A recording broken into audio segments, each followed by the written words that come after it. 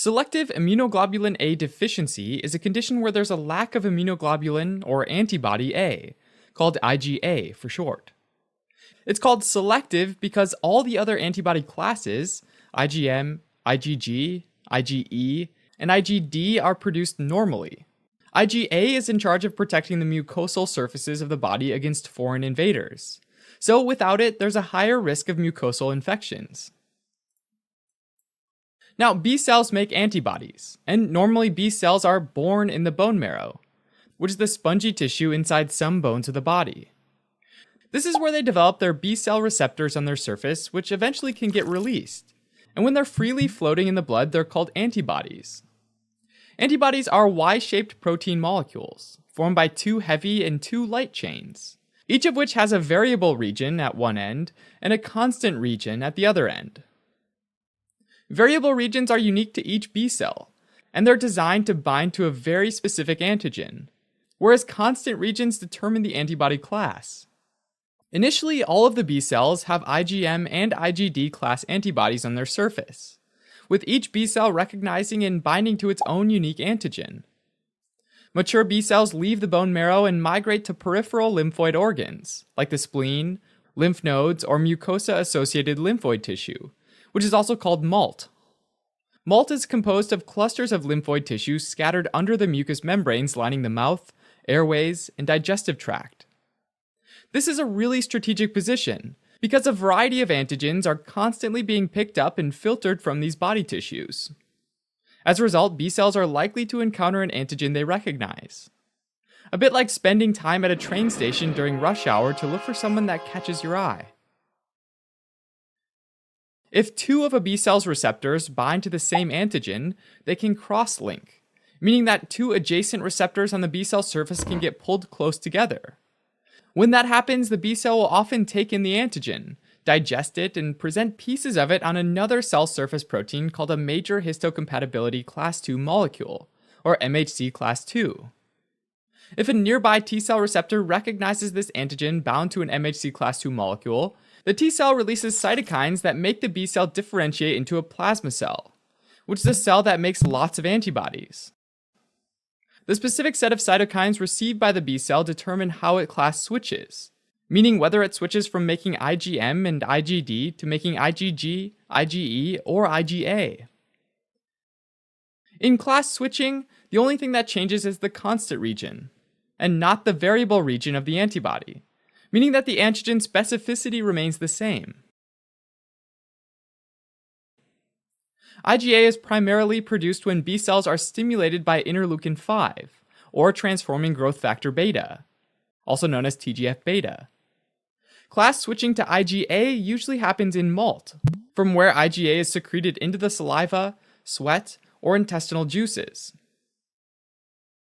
When IgA is secreted, it's called secretory IgA, and it's a dimer, meaning that 2 IgA molecules are joined together by a joining chain, or J chain.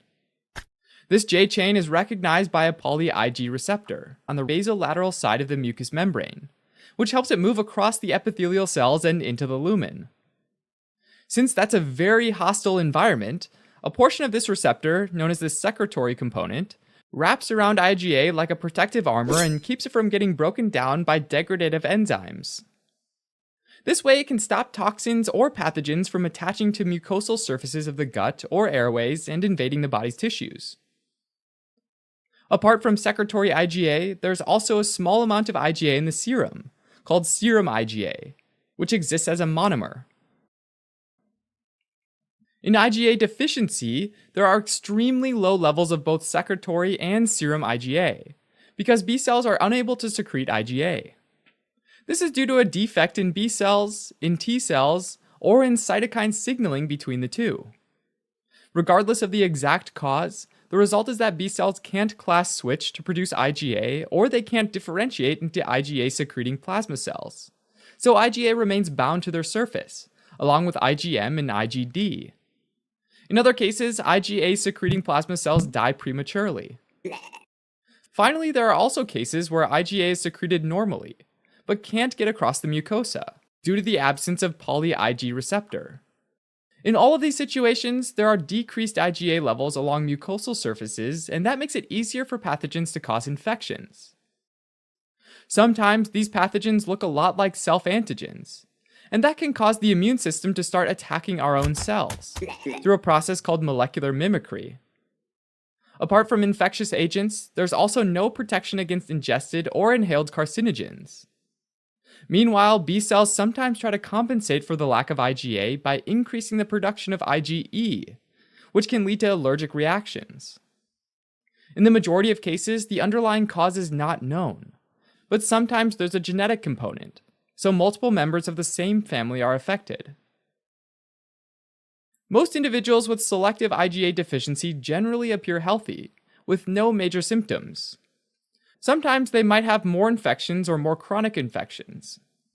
There's also an increased frequency of atopy and asthma, as well as autoimmune diseases like rheumatoid arthritis.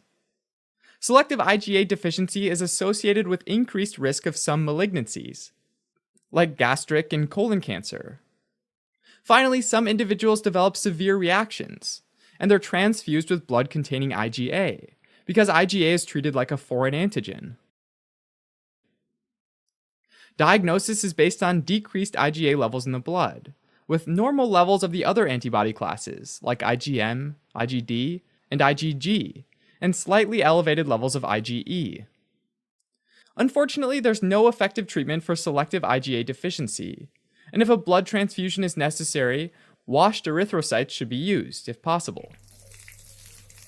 Alright, as a quick recap.